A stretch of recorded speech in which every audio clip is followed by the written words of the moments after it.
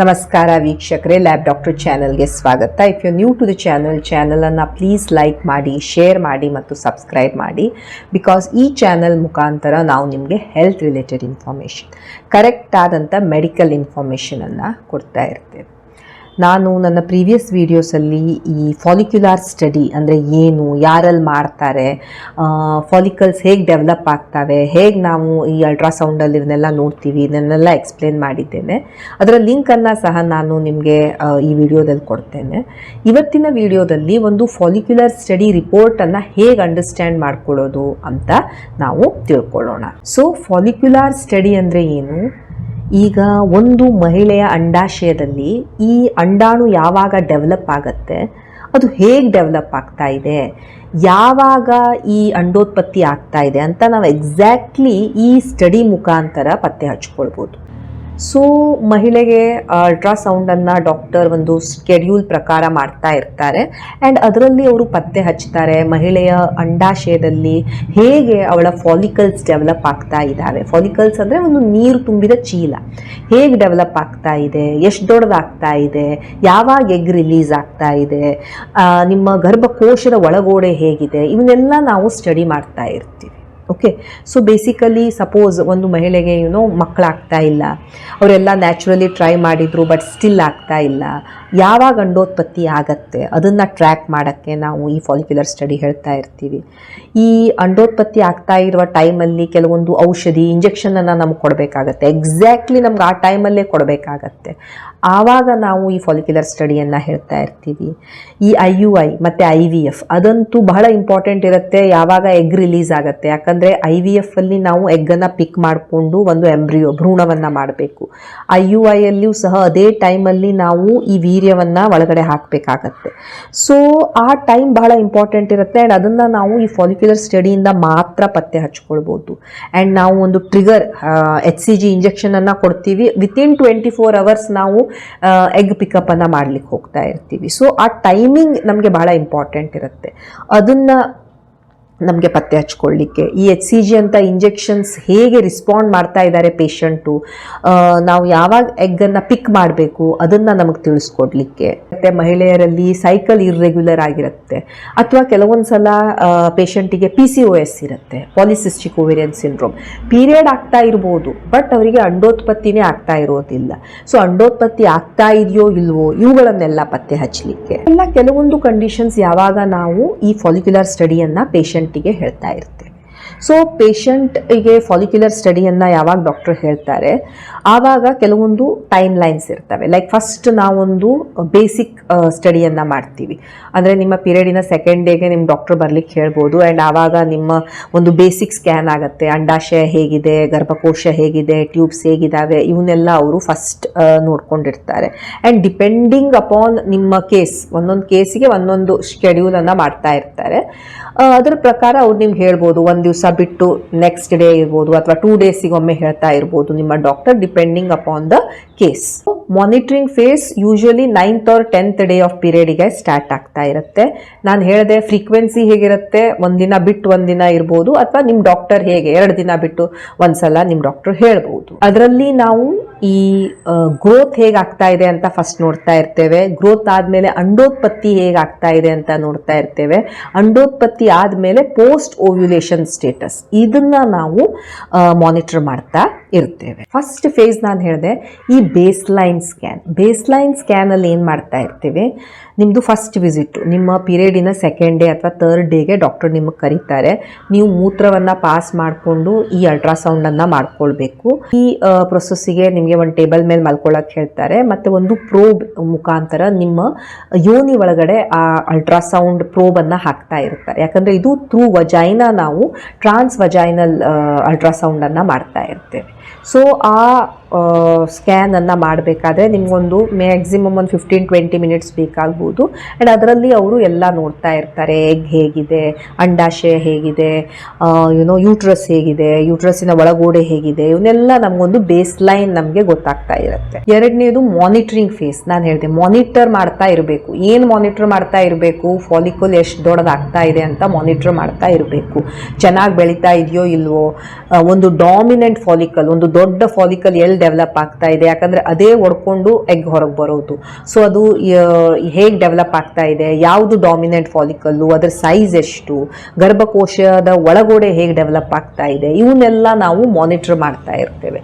ಇದನ್ನು monitoring face ಅಂತ ಹೇಳ್ತಾರೆ. ಸೊ ಒಂದಿನ ಬಿಟ್ಟು ಒಂದಿನ ಬರೋಕ್ಕೆ ನಿಮ್ಮ ಡಾಕ್ಟರ್ ಹೇಳ್ತಾ ಇರ್ಬೋದು ಇದನ್ನು ಮಾನಿಟರ್ ಮಾಡಲಿಕ್ಕೆ. Next post ovulation. ಸೊ ಈಗ ಯಾವಾಗ ಒಂದು ಅಂಡೋತ್ಪತ್ತಿ ಆಗತ್ತೆ ಆವಾಗ ನಾವು ಅದನ್ನು ಓವ್ಯುಲೇಷನ್ ಅಂತ ಹೇಳ್ತಾ ಇರ್ತೀವಿ. ಸೊ ಅದು ಯಾವಾಗ ಒಂದು ಫಾಲಿಕಲ್, ಒಂದು ಡಾಮಿನೆಂಟ್ ಫಾಲಿಕಲ್, ದೊಡ್ಡ ಫಾಲಿಕಲ್ ಆಗಿರುತ್ತೆ, ಅದು ಇನ್ನೇನು ಒಡೆಯತ್ತೆ ಅನ್ಬೇಕಾದ್ರೆ ಡಾಕ್ಟರ್ ನಿಮ್ಗೆ ಹೇಳ್ತಾರೆ ಇದು ಇನ್ನೂ ಒಂದೆರಡು ದಿವಸದಲ್ಲಿ ಇದು ರಪ್ಚರ್ ಆಗ್ಬೋದು. ಸೊ ಆ ಟೈಮಲ್ಲಿ ಇಂಜೆಕ್ಷನ್ ಬೇಕಾದರೆ ಕೊಡ್ತಾರೆ. ಆ್ಯಂಡ್ ನೀವು ಆ ಟೈಮಲ್ಲಿ ಓವ್ಯುಲೇಷನ್ ಬಹಳ ಇಂಪಾರ್ಟೆಂಟ್ ಪ್ರೊಸೆಸ್ ಇರುತ್ತೆ. ನೀವು ಆ ಟೈಮಲ್ಲಿ ಕೂಡಬೇಕಾಗತ್ತೆ, ಅಥವಾ ಆ ಟೈಮಲ್ಲಿ ನಾವು ಈ ಎಗ್ ಪಿಕಪ್ಪನ್ನು ಪ್ಲ್ಯಾನ್ ಮಾಡಬೇಕಾಗತ್ತೆ, IUI ಅನ್ನು ಪ್ಲ್ಯಾನ್ ಮಾಡಬೇಕಾಗತ್ತೆ ನಿಮ್ಗೆ ಅದನ್ನು ಸಜೆಸ್ಟ್ ಮಾಡಿದರೆ.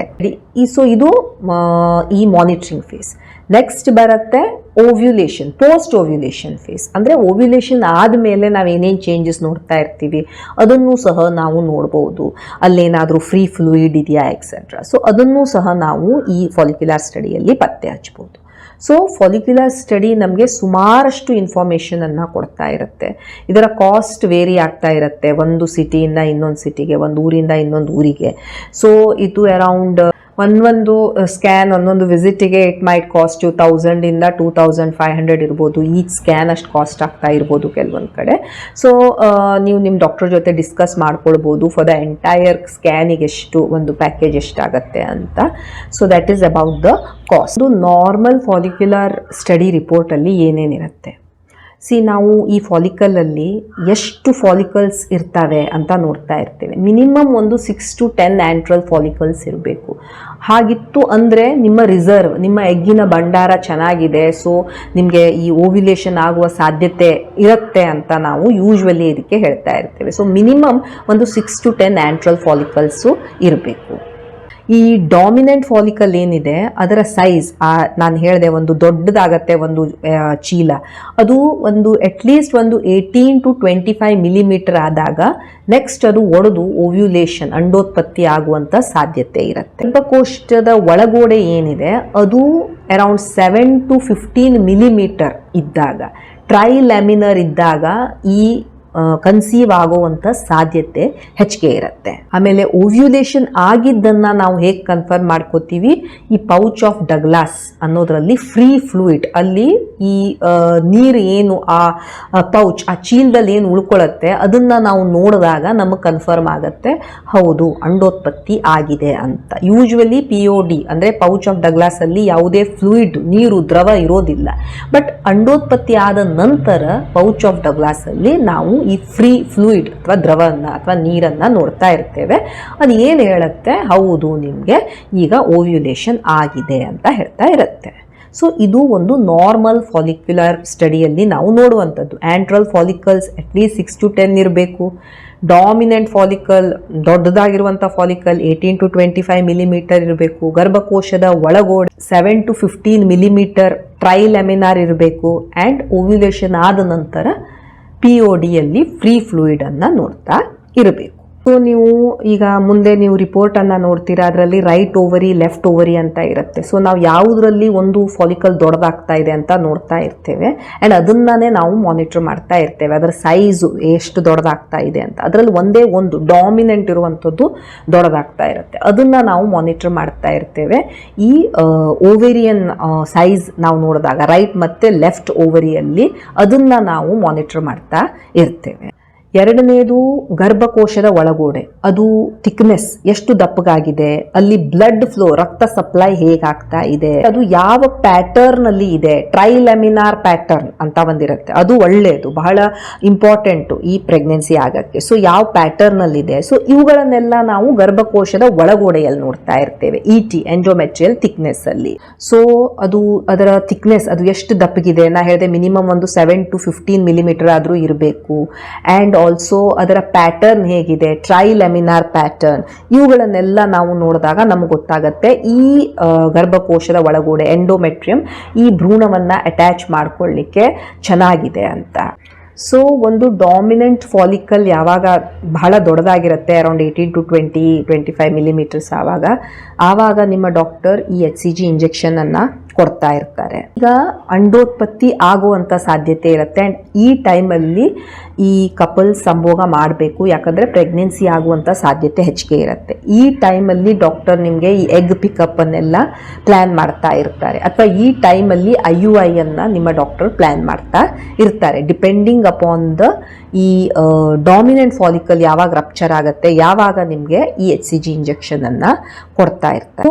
ನಾವು ಒಂದು ನಾರ್ಮಲ್ ಫಾಲಿಕ್ಯುಲರ್ ಸ್ಟಡಿ ರಿಪೋರ್ಟ್ ಹೇಗಿರುತ್ತೆ ಅದನ್ನ ಸ್ವಲ್ಪ ತಿಳ್ಕೊಳ್ಳೋಣ. ಒಂದು ಅಂಡಾಶಯ, ಅಂಡ್ ಈ ಅಂಡಾಶಯದಲ್ಲಿ ಈ ತರದ ಸ್ಟ್ರಕ್ಚರ್ ಅನ್ನ ನಾವು, ಈ ನೀರು ತುಂಬಿದ ಚೀಲಗಳನ್ನ ನಾವು ಫಾಲಿಕಲ್ಸ್ ಅಂತ ಹೇಳ್ತಾ ಇರ್ತೇವೆ. ಓಕೆ, ಸೊ ಈ ಫಾಲಿಕಲ್ಸ್ ಇಂದ ಈ ಒಂದು ಅಂಡಾಣು ಹೊರಗೆ ಬರ್ತಾ ಇರುತ್ತೆ. ಈ ಫಾಲಿಕಲ್ ಇಷ್ಟು ಚಿಕ್ಕದಿರುತ್ತೆ, ಆಮೇಲೆ ದೊಡ್ಡದಾಗ್ತಾ ಹೋಗುತ್ತೆ. ಸೊ ಇದನ್ನ ನಾವು ಫಾಲಿಕ್ಯುಲರ್ ಮೆಚುರೇಷನ್ ಅಂತ ಹೇಳ್ತಾ ಇರ್ತೇವೆ.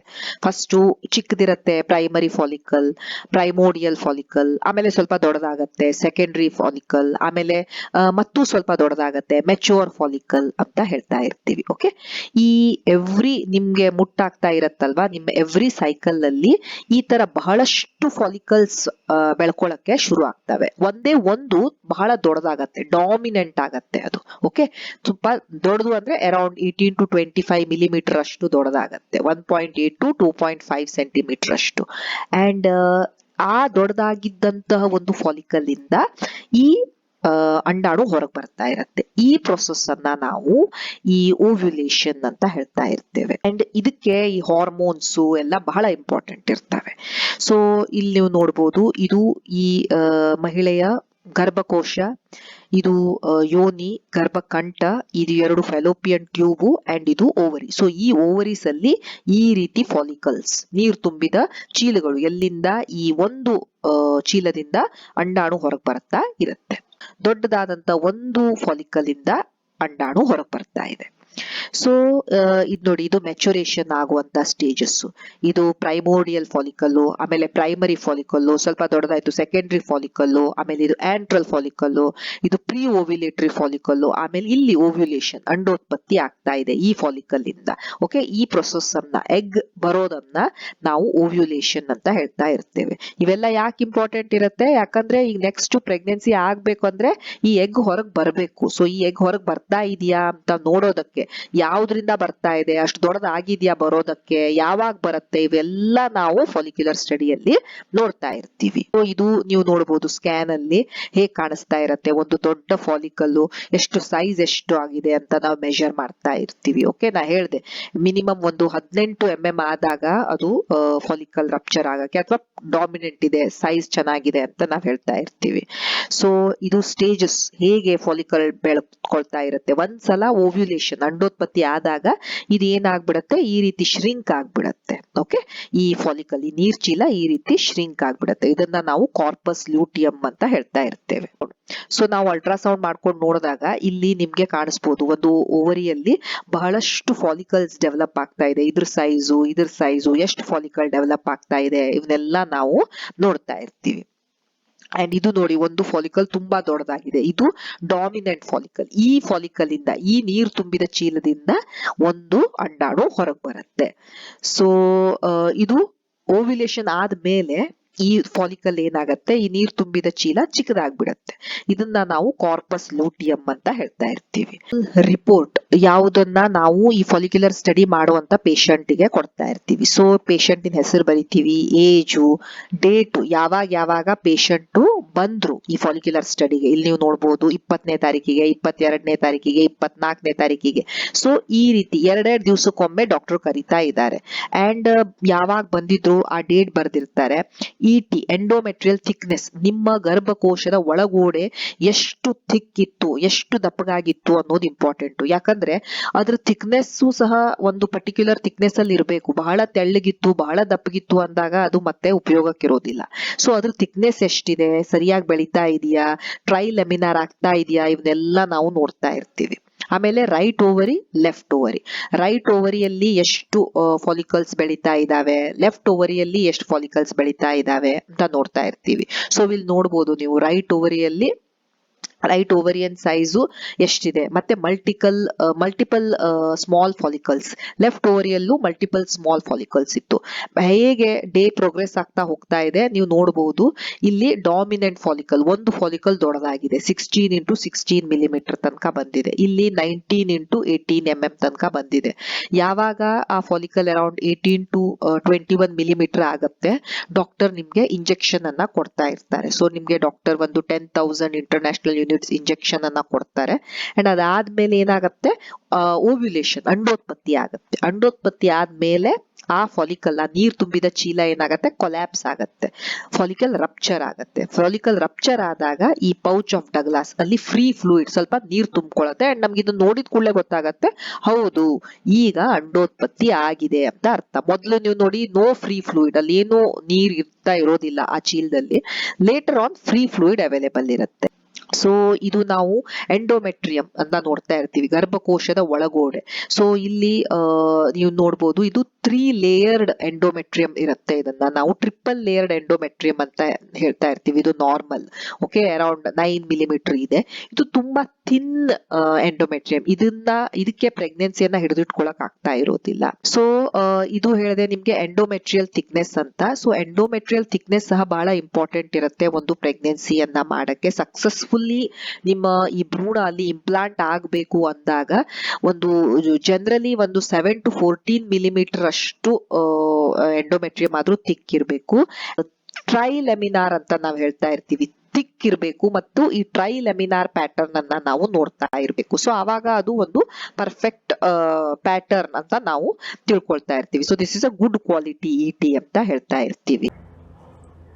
ಸೊ ಇದು ಈ ಫಾಲಿಕ್ಯುಲರ್ ಸ್ಟಡಿಯ ರಿಪೋರ್ಟ್. ಓಕೆ, ಸೊ ಬಹಳಷ್ಟು ಸಲ ಪೇಷಂಟ್ಸ್ ಕೇಳ್ತಿರ್ತಾರೆ, ಈ ಇ ಟಿ ಎಷ್ಟಿರಬೇಕು, ಡಾಮಿನೆಂಟ್ ಫಾಲಿಕಲ್ ಅಂದರೆ ಏನು, ಇದು ಇಷ್ಟೇ ಚಿಕ್ಕದಿತ್ತು, ನಾವು ಪ್ರೆಗ್ನೆನ್ಸಿ ಆಗಬಹುದಾ, ಯಾವಾಗ ಇಂಜೆಕ್ಷನ್ ಕೊಡಬೇಕಿತ್ತು, ಎಕ್ಸೆಟ್ರಾ. ಸೊ ಇದು ಒಂದು ಬೇಸಿಕ್ ಐಡಿಯಾ ನಿಮಗೆ, ಹೇಗೆ ಈ ಫಾಲಿಕ್ಯುಲರ್ ಸ್ಟಡಿ ಮಾಡಲಾಗತ್ತೆ, ಯಾವ್ಯಾವ ಫೇಸಸ್ ಇರ್ತವೆ, ಏನೇನು ನೋಡ್ತಿರ್ತೀವಿ, ಈ ಇ ಟಿ ಅಂದರೆ ಏನು, ಪಿ ಒ ಡಿ ಅಂದರೆ ಏನು, MSF ಅಂದರೆ ಏನು. ಸೊ ಇವತ್ತೆಲ್ಲ ಅಬ್ರಿವೇಷನ್ಸನ್ನು ನಾನು ನಿಮಗೆ ತಿಳಿಸ್ಕೊಟ್ಟಿದ್ದೇನೆ. Okay, thank you so much for watching the video. Please like, share and subscribe the channel. Thank you.